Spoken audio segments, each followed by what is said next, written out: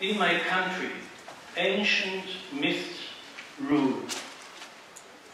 Our highways run in biblical geography. Here prophetic visions were realized, and all nations come to Jerusalem as promised by Isaiah. Myth rule. Since we dwell between tsunamis, Nazi tsunami brought us back home, and now we fear a Muslim tsunami that will expel us into the sea. Myth defends us. In Israel, many write poetry, since myth fosters poetry, as do dreams or nightmares. The tsunami in the window creates apocalyptic poetry, or makes you take refuge inside the subject. As to myself, the myth that directed my poetry were the story of Orpheus and Eurydice and the burning scrolls of Mediterranean prophets.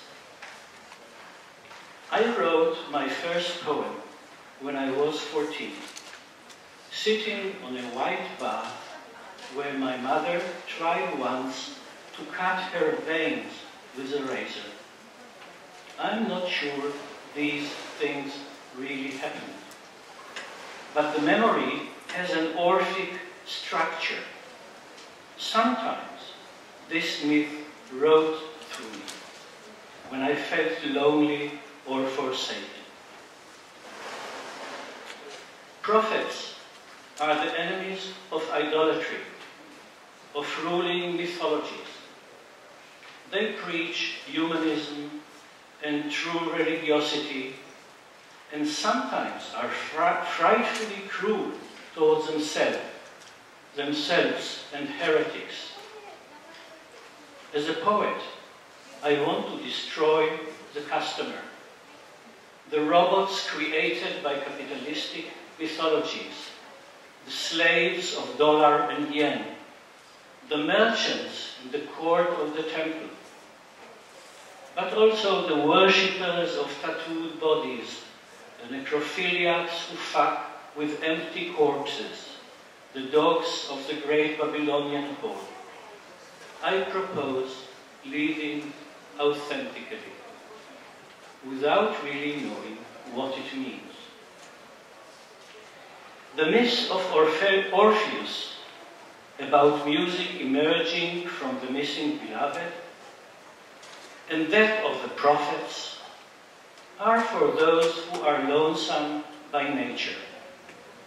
Orpheus is lonely in hell, and prophets in the desert, even in the city.